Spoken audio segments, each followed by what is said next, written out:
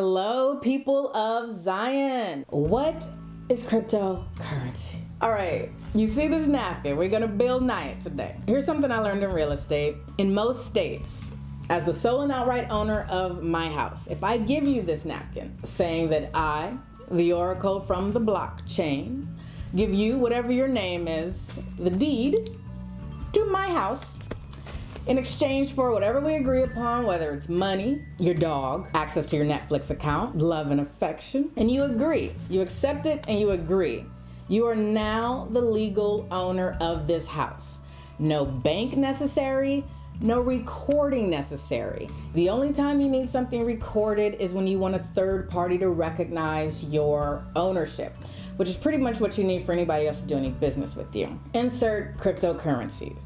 It's a form of money that uses the latest technology to keep a public record of all of our transactions without going through a central bank, which has more upsides than any one person can think of, okay? It's not so much money of the future as it is a return to a simpler way of doing things with the help of technology. So welcome to the dawn of the new age that is cryptocurrency. And stick around, because in this video, I am going to tell you exactly what you need to know about how to invest in crypto and, show you how to do it if you so choose to. Okay? Stay tuned. Oh, and by the way, I am not a financial advisor, so just take this as educational or entertainment, okay? Welcome back. The Oracle from the blockchain here, and happy to help guide you through the golden crypto country. So for those who found the opening intro definition of crypto too vague for your tastes, I highly recommend you go check out some other videos on some other channels that go over what is crypto in a more detailed way. Because if I do that here, your eyes are just gonna roll into the back of your head and you'll be like, nah, I'm good. Y'all could keep that crypto stuff to yourself. All right, it's not gonna be good. So for those who are like, yeah, I get the idea, how would I go about investing it or whatever, buying it, here's what you're gonna need to know. I'm gonna go over it all in steps, but since I'm not an imaginary rep for crypto, I'm not gonna give you every way of how to invest in it or how to buy it. I'm going to just show you how I did it. And with each step that I give you, I'm going to be breaking them down over the next couple of weeks to give you the more like walkthrough, hand-holding, click that videos so that, you can have a little bit more guidance if you need it. So subscribe, hit the notification bell, and stay tuned because they're a-coming. All right. And also note that when I go through these steps, I'll be using the word money sometimes in place of coins or tokens like, Bitcoin, Ethereum, USD coin, and all that stuff, just because we're more used to hearing that word to describe the same idea. All right, let's get into it. Step one, when using the internet to conduct your financial transactions, which you're likely doing already now, stop acting all brand new to digital currency. You're not paying for everything in cash. All right, you want to make sure you're doing it in a way that prioritizes your privacy. All right, so I recommend downloading a secure browser. While I still use, Edge and Chrome and Firefox and Safari or whatever, when it comes to having something that's more secure and prioritizes my privacy and doesn't track me and sell my information to other companies and has ad blocking and stuff like that, I switched to Brave, but there's others that, are also very privacy focused. So find a secure browser that you like, download that, and use that to, go to the websites that you go to. With those websites, you want to make sure that they have a padlock next to the address and the HTTPS, not just HTTP, because that'll make sure that it's secure, the website. You want to bookmark it so that you're going to that same website and not one just set up to look like it. Make sure the spelling's good, and also create a separate email that'll deal just with your crypto and all that kind of stuff, because you've probably been using the same one, since you was like 8. All right, step number 2, you're going to want to join an exchange. This is where you get to buy and sell the coins and tokens like the Bitcoin, like Ether, which is the coin for Ethereum, like Cardano and Litecoin and all of them. Remember, we're only investing what we can afford to lose, all right? There's no such thing as a sure bet. So this is all play money. When I look at an exchange, I'm looking at what their fees are per transaction, if they have the coins that I'm most interested in, and if I can also, for me, I just care for this aspect, if I can change my dollars into coins on the same exchange, that I can change coins for coins, and coins back into dollars just makes my life a little bit easier. There are plenty of exchanges. I choose Binance right now, or Binance US for the people who are in the US, but there are plenty out there: Shapeshift, Kraken, local Ethereum, a big one that a lot of other YouTubers recommend. But I also like to look at companies that support the decentralization aspect of the blockchain technology. So if that matters for you, you might want to look at that too. And I know all this research is overwhelming right now, but just like when you're looking for a bank or whatever, and you need to find out what their fees are and their interest rates and where their locations are and how many ATMs, once you're set up, you're good. Okay? You're going to be good. You're going to be gravy. You're going to be golden. So just do it, and it'll get a lot easier. And remember that we are doing our own research. Do your own research. Don't just listen to what YouTubers say or anybody else or whatever. DYOR. All right, step 3. You're gonna want to get a wallet. All right, you gotta store your money somewhere. Okay, and while exchanges can also double as a wallet and make it easy for you to buy coins instantly, buy and sell, because you're not transferring money from an external wallet to the exchange, it's also not the safest option, because you're basically leaving your money online 24/7, which makes it very vulnerable to getting stolen and taken by hackers. If you went into a store and bought something, you wouldn't just leave your wallet and the stuff you bought at the store. Like, that don't make no sense.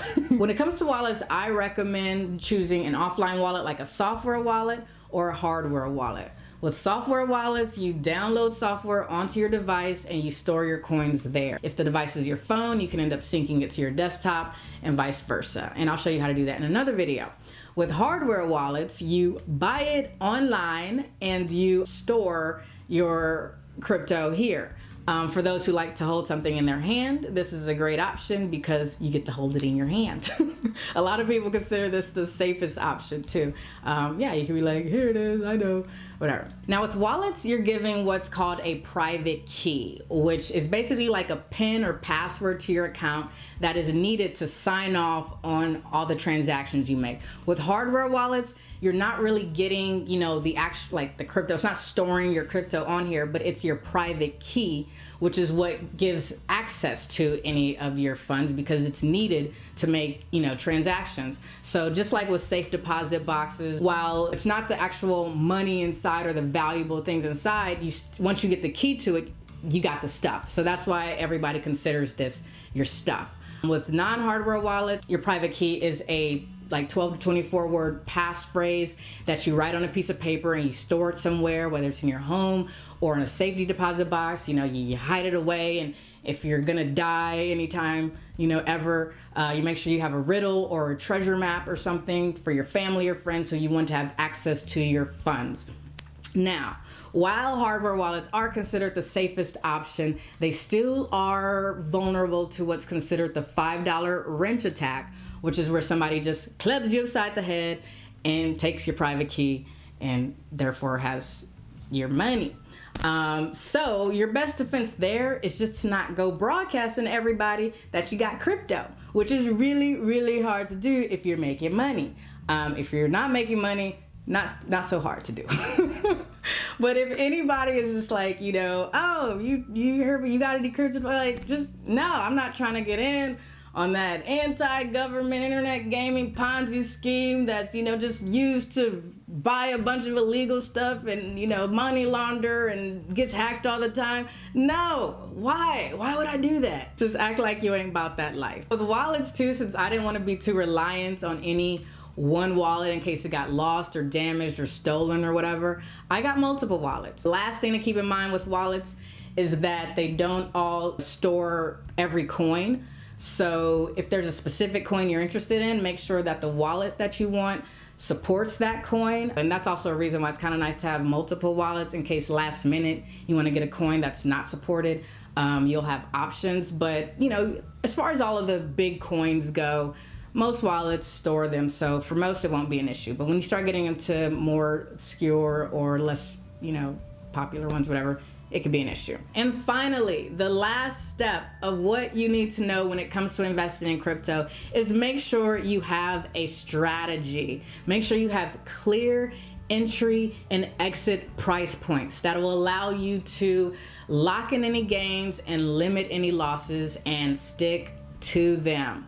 Okay, like if you do not trade daily, like if you're not a trader by trade, doing it frequently, this is not the time to become one, okay, without proper education. This marketplace is way too volatile. You will lose your money. So make sure you have a good strategy. The most popular, what's considered the safest bet for novices especially, is to employ the long-term strategy, which is to hold, which means you're holding on to this asset, these coins, for quite some time. If crypto prices increase as they're expected to over the years, you will then be in the best position to take advantage of those gains than if you get caught up in the day-to-day fluctuations and panic sell. A lot of people hold on for at least a year because in a lot of places capital gains taxes are more favorable after that time. And that'll be better. In the crypto world, this strategy is called hodl or hodling. That's what you'll hear, because a long time ago on a message board, a drunk guy typoed hodl instead of hold, and it went viral, and that's what it's called now. But a lot of people now take it to mean hold on for dear life, which is what you're gonna be doing now that you are officially invested in cryptocurrency. Give yourself a round of applause. There are other ways to invest, in crypto. You can, use websites and browsers that'll pay you in crypto to use them. You could, buy coins that'll pay you interest rate in that coin if you hold on to that coin for a period of time. You could, of course, do day trading or swing trading, more active management, short-term investing.